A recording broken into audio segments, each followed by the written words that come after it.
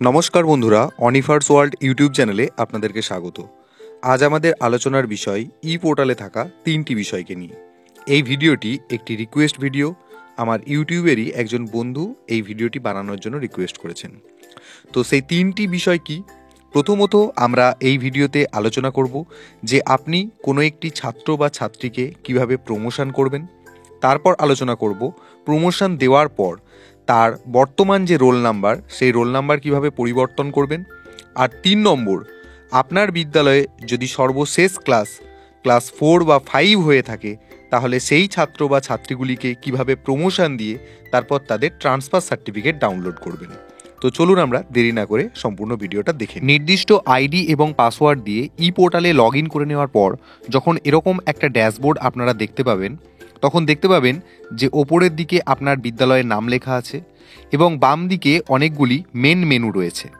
তো এই মেন মেনুর আন্ডারে থাকা এখানে যে মেনুটা আপনারা দেখতে পাচ্ছেন স্টুডেন্ট প্রমোশন অ্যান্ড ট্রান্সফার, এই বাটনে ক্লিক করুন এবং তার নিচে থাকা স্টুডেন্ট প্রমোশন অর ডিটেনশন, এই বাটনে ক্লিক করতে হবে। পরবর্তী যে পেজটি আসবে সেখানে আপনার বিদ্যালয়ে থাকা সমস্ত ক্লাসগুলির লিস্ট এখানে শো করবে, যেখানে প্রি প্রাইমারি ক্লাস 1, 2, 3, 4, 5ও থাকতে পারে, সেটা নিয়ে কোনো ব্যাপার নয়। এবং তাদের স্ট্যাটাস এখানে শো করবে, পেন্ডিং আকারে রয়েছে, লাল কালারের বাটনগুলো পেন্ডিং, এবং তার ডান দিকে রয়েছে অ্যাকশন, এবং এখানে সবকটা বাটন শো করবে সাবমিট। কিন্তু প্রথম যে স্ট্যাটাসটা রয়েছে সেটা দেখুন লেখা আছে সেভ অ্যাজ ড্রাফট। এটা দেখে আপনারা বিচলিত হবেন না, কারণ আমি কাজটা খানিকটা এগিয়ে রেখেছি। তো যাই হোক, ডিফল্ট আকারে সবার এই স্ট্যাটাসগুলো পেন্ডিং থাকবে এবং অ্যাকশন আকারেতে এই বাটনগুলো কিন্তু নীল কালারের সাবমিট বাটন থাকবে। তো যাই হোক, এবার আমরা স্টুডেন্ট প্রমোশনের জন্য যে কোনো একটি ক্লাস বেছে নেব এবং এই পেন্ডিং কেসটাকে আমরা রিমুভ করব। তার জন্য অ্যাকশন বাটনে থাকা সাবমিট বাটনে ক্লিক করব। পরবর্তী যে পেজটা আসবে সেখানে আপনি রেসপেক্টিভ ক্লাসের স্টুডেন্টের নাম এবং তার সাথে তাদের আইডি ইত্যাদি দেখতে পাবেন। এরপর এখানে দেখুন একটা কলাম রয়েছে প্রমোটেড বলে। তো এই জায়গাটায় আপনার করার কিছু দরকার নেই। এটা স্পেশালি CWSN ছাত্রছাত্রীদের যদি ডিটেনশন করার ব্যাপার থাকে তাহলে এই জায়গাটা কাজে লাগতে পারতো, কিন্তু এখানে আমাদের কোনো কাজ করার দরকার নেই। এরপর আমরা ডান দিকে চলে যাব প্রমোটেড অর ডিটেন সেকশন। তো এখানে এ বলে যে সেকশনটা, এটা ডিফল্ট আকারে রয়েছে। যদি আপনাদের ABCD করে সেকশন ভাগ থাকে তাহলে সেই মোতাবেক আপনারা চেঞ্জ করে নেবেন। এবং তার ডান পাশে রয়েছে প্রমোটেড অর ডিটেনড রোল নাম্বার। এখানেতে বর্তমানে ছাত্র বা ছাত্রীটি যে ক্লাসে পড়ছে তার রোল নাম্বারগুলি এখানে পুট করা হয়েছে। এই জায়গাটাই আমাদেরকে চেঞ্জ করতে হবে, যেটা আমি দ্বিতীয় পয়েন্টে আলোচনা করব বলে প্রথম দিকে বলেছিলাম। তো এখানটা চেঞ্জ কীরকমভাবে হবে, ধরুন বর্তমান ক্লাসে তার যা মার্কস হয়েছে সেই অ্যাকর্ডিং আপনি যে রোল নাম্বার রাখতে চাইছেন 1, 2, 3, 4 করে, সেই মোতাবেক আপনাকে সাজাতে হবে। তো তার জন্য যেখানে 1 লেখা আছে তার পাশে কার্সারটিকে রাখুন এবং ব্যাকস্পেস দিয়ে মুছে ফেলুন। প্রত্যেকটি বক্সে একবার করে কার্সার নিয়ে যান এবং মুছে ফেলুন। এইভাবেও করতে পারেন, বা ইন্ডিভিজুয়ালি একটা করে মুছলেন এবং তার রোল নাম্বার কি হতে পারে সেটা আপনি বসিয়ে সবকটা ফিল আপ করে নিন। এখানে একটা কথা বলে রাখি, যেহেতু এটা কম্পিউটার স্ক্রিন, তাই এই রোল নাম্বারের ঘরটা কিন্তু পরিষ্কারভাবে এখানে দেখা যাচ্ছে। যখন আপনারা এটা মোবাইলে ট্রাই করবেন তখন কিন্তু পুরো রোল নাম্বারের ঘরটা দেখতে পাবেন না। তাই আপনারা একটু বুঝে শুনে করার চেষ্টা করবেন, তবে অবশ্যই পারবেন। দেখুন, আপনাদের বোঝার সুবিধার্থে আমি 2 নম্বর ছাত্রের ঘরে তার রোল নাম্বার পুট করেছি 1, আর 1 নম্বর ছাত্রের ঘরে পুট করলাম 2 এবং 3 নম্বর ছাত্রের ঘরে পুট করলাম 5।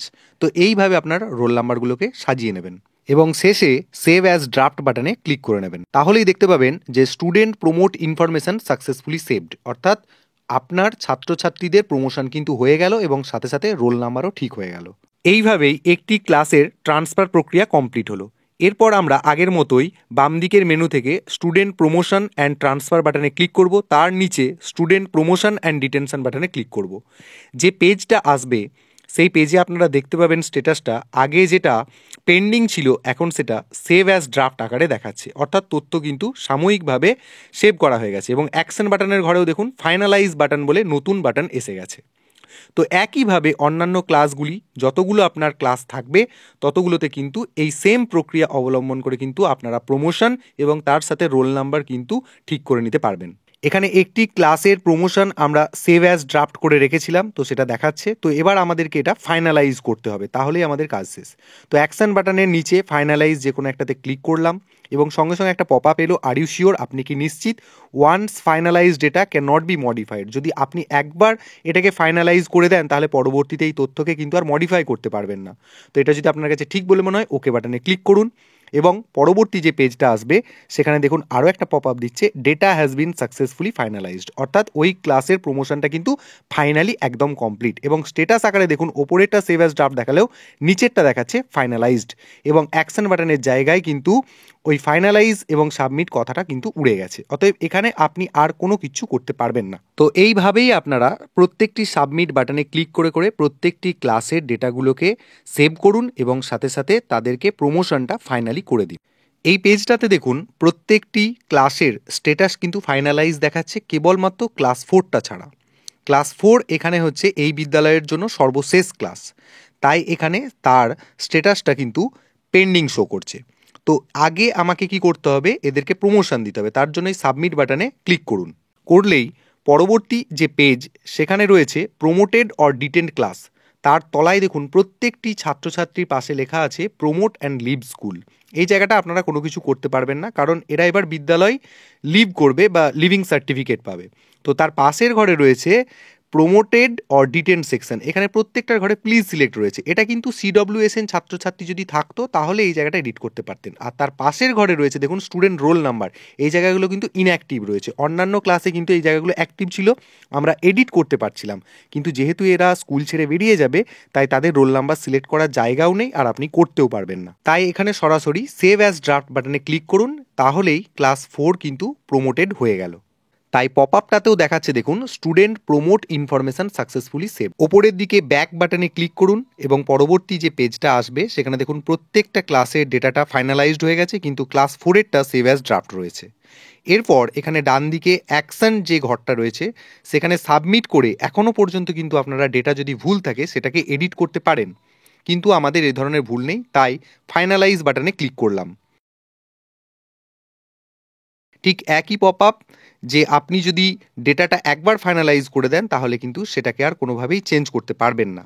তো এক্ষেত্রেও চেঞ্জিংয়ের কোনো ব্যাপার নেই, সেই জন্য ওকে বাটনে ক্লিক করলাম।